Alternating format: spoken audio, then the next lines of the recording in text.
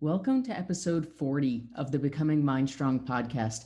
And today's topic is a massive one. And before we dive into it, I just want to put a huge disclaimer at the beginning. If you've hung out with me before, if you've listened to these podcasts, if you follow me on Facebook, you know that I am not someone who is all about rainbows and glitter and unicorns.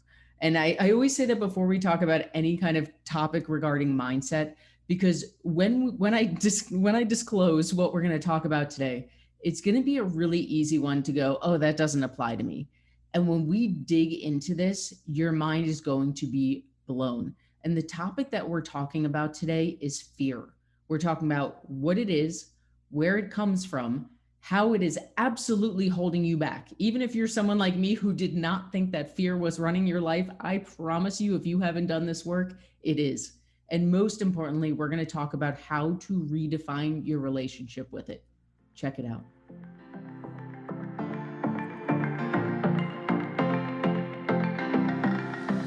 Welcome to Becoming MindStrong, the official podcast of MindStrong Fitness. My name is Rachel. I'm the owner and head coach of MindStrong Fitness, and I am here to teach you truth. No more bullshit, no more point systems, no more shakes, no more raps. This is math and science, and we're going to learn how to do it together. Ready? Let's rock and roll. So here's where we need to start this conversation about fear. And I don't care if you believe in the Big Bang Theory, if you believe in God, if you believe we came from monkeys, that's not what we're talking about. We're talking about science. We're talking about biology. And the first thing we need to understand is that as human beings, we have evolved significantly. All creatures on this earth evolve year after year after year after year, decade after decade, etc. If you study the human brain, it is science, it is biology, that we find that we still have caveman brains.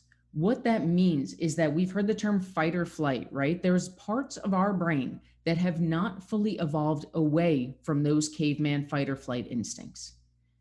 Now, understanding that fact is a huge one, because what we need to take away from this is that our brains are functioning in a fight or flight state.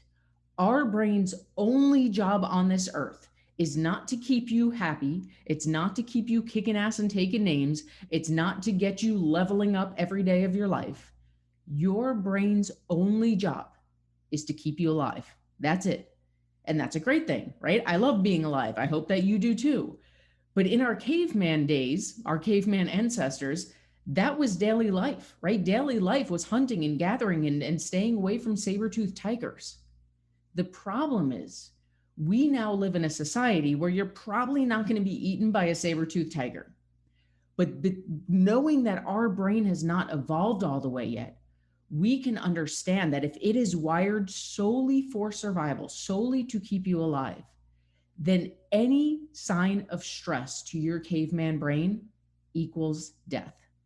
That's step one we have to understand. Step two is this. The only measure of safety that your caveman brain is using is experience. And I'm going to say that one again because it's a big one.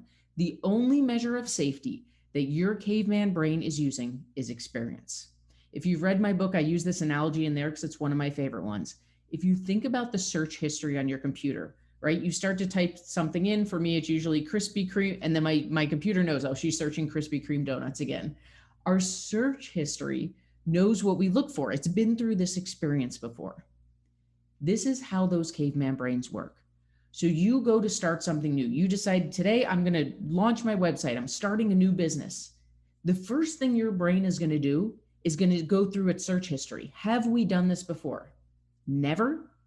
Well, that's new. That's scary. That's outside our experience of life so far. That equals death. Oh, you're going to start a health and fitness routine? Wait. We have done this one before. And we failed every single time that we've done it. So maybe I'll let you try for a little bit, but if it seems like this is going too well, nope, death. If it has not done it before, if it does not know from here to point B what that path looks like, to your caveman brain, that equals death. That's the second thing we need to understand. Now, here's the worst part. Here's where fear is a sneaky son of a bitch. Think about the urgency with which your brain is going to communicate with you, right? Its only job in life is to keep you alive. If your only job in life was to keep someone alive, what would you do in the name of keeping them alive? You would do anything, right? And that's what our brain does. It's not just going to tap you on the shoulder and go, excuse me, I don't think you should start this business because it's scary and we've never done this before. It knows you. You're a badass. You're a powerhouse. That's not going to be enough. So instead, it pushes on every trigger you have. You're going to start a business. You're barely home as it is with your job, and you have 2 kids and a husband, and you can barely keep your house in shape as it is. Now you're going to go start a business, not bring in any money, never have time to keep your house secure. And what if it fails? How freaking selfish can you be? That was like 20 triggers right there being pushed on in the name, not to be an asshole, but in the name of getting you back in your comfort zone and keeping you alive. Oh, you're going to start a new health and fitness journey. Here we go again. We've done this a million times. And you know what? Remember last time? You lost 10 pounds. You were feeling like a powerhouse. And then what happened? You fell off just like you do every time. And you're never going to stick with this. And you're going to tell everyone. And then you're going to look like an idiot because once again, you failed at something. That brain is going to be a raging asshole, seemingly. But we understand it's not just doing it to be a dick. It's doing it in the name of keeping you alive, because anything new to our caveman brain equals death. The news gets worse, I'm sorry to say. You guys have heard me talk about how habits are formed, right? We have neural connections in our brain, and every time we think a thought or we do an action, we are coding that neural connection with myelin, and we are reinforcing that pathway over and over and over again until it goes on autopilot, and autopilot equals habit. Here's the worst news. I'm just a barrel of joy today. Here's the worst news. Up until this point in your life, or whenever you started doing this mindset work around fear, for decades, we have let our caveman brain run the show. We didn't know it was running the show, so we just let it. We were making decisions off fear. We were repeating all the pressure points that fear was poking on. We were letting that brain make decisions for us, repeating those thoughts, repeating or not taking those actions until they became habit. The you that you are right now, if you have not done this work yet, and most of us haven't, the you that exists right now is wired in large part due to your caveman brain and fear. That's a lot. That's a lot. If you followed me and all that, your brain is like going off exploding right now. That's all the bad news I have for you. Now I have some fantastic news for you. We now know a few things. 1, we know how neural connections work. We know how habits work. We know, most importantly, that we can consciously choose to build new neural connections, coat them with myelin, and build new habits. We know that those new habits are how we become the person we want to be. And we have now shined the light of awareness on what fear is. So our work to do, and this is what we're about to talk about, our work is to redefine what fear is. And when I say that, it sounds super hokey, it sounds super rainbows and glitter, but we are talking about neuroscience. When we can recognize, now follow me here because this is a big one. Fear is my caveman brain saying, I've never done this before. Let's think about what that means. Let's rephrase that. Fear is my caveman brain telling me that I'm leveling up, that I'm stepping out of my comfort zone, that what I'm about to do is so big and badass that my caveman brain doesn't want me to do it because it is so scared I'm going to die simply because I've never done something this big before. What a different definition. Fear is now a sign that you are onto something big and badass. Period. Hard stop. Fear is now a sign that you are onto something big and badass. Here's our job. When we go to do something new and we feel that fear creep in, we're going to pause. We're going to breathe. We're going to acknowledge it. We are not going to sit here and be one of those people who bullshits and say, no fear, I don't feel fear. Everyone feels fear. It's biological. You're going to pause. You're going to breathe. You're going to acknowledge it. And you're going to thank it. Hey, fear, I see you. You know what? Good looking out, caveman brain. I recognize that right now, what I'm about to do is big and new and scary.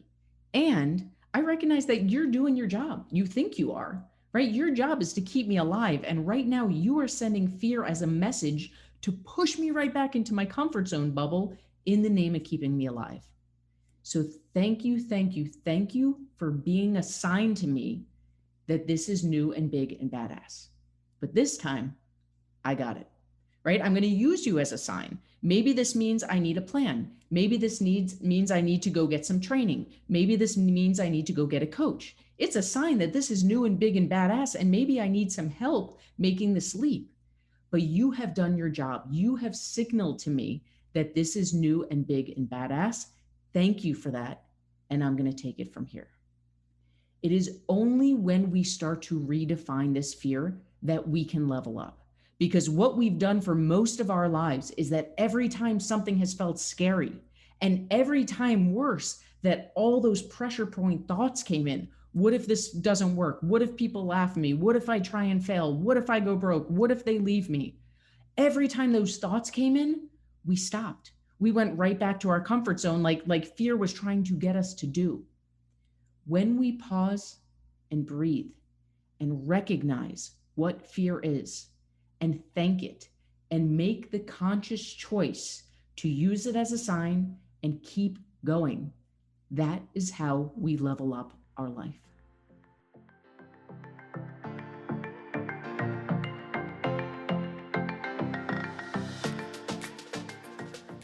If you want to learn way more about fear, check out my book, Becoming MindStrong, available on Amazon or on my website, www.mindstrongfitness.com/becoming.